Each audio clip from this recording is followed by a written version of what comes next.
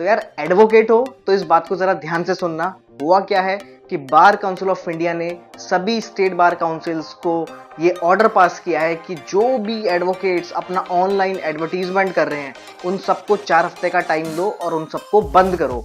मतलब ये हुआ क्यों, ये मैं आपको बताऊंगा, पर उससे पहले ये समझिए कि ऐसा क्यों कहा गया बार काउंसिल ऑफ इंडिया के द्वारा। एक्चुअली हुआ क्या कि मद्रास हाई कोर्ट की एक हियरिंग चल रही थी।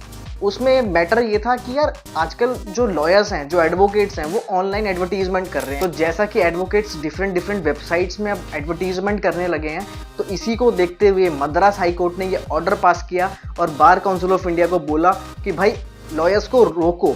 क्यों रोको?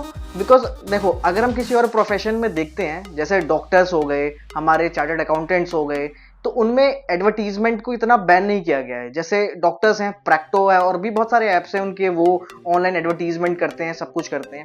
ऐसे सीएज में भी थोड़ी रिस्ट्रिक्शन होती है लेकिन इतनी नहीं होती है। तो भाई मद्रास हाई कोर्ट ने क्या बोला, मैं एज इट इज बता दूं कि the Madras high court is directed the bar council to take stringent action against lawyers who display advertisements promoting their legal services। ठीक है, तो मद्रास हाई कोर्ट ने बोला कि ये जो एडवोकेसी है ना, ये एक नोबल प्रोफेशन है।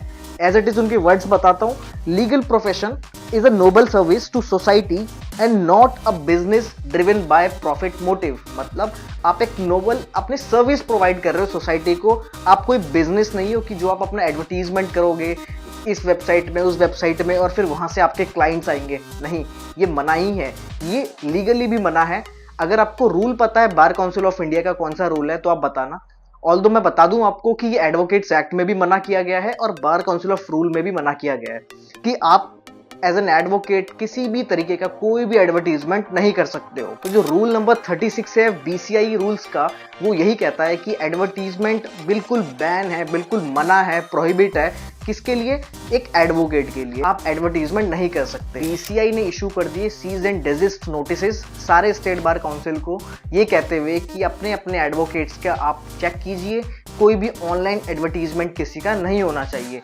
अगर ऐसा पाया गया आफ्टर 4 वीक्स, 4 हफ्तों का टाइम दिया है, उसके बाद उनके ऊपर डिसिप्लिनरी एक्शन होगा और इसमें मैक्सिमम क्या हो सकता है, आपका लाइसेंस कैंसिल हो सकता है। तो यार अगर किसी ने ऐसा किया हुआ है तो उसे बिल्कुल हटा देना, बिकॉज अभी के लिए यही लॉ है।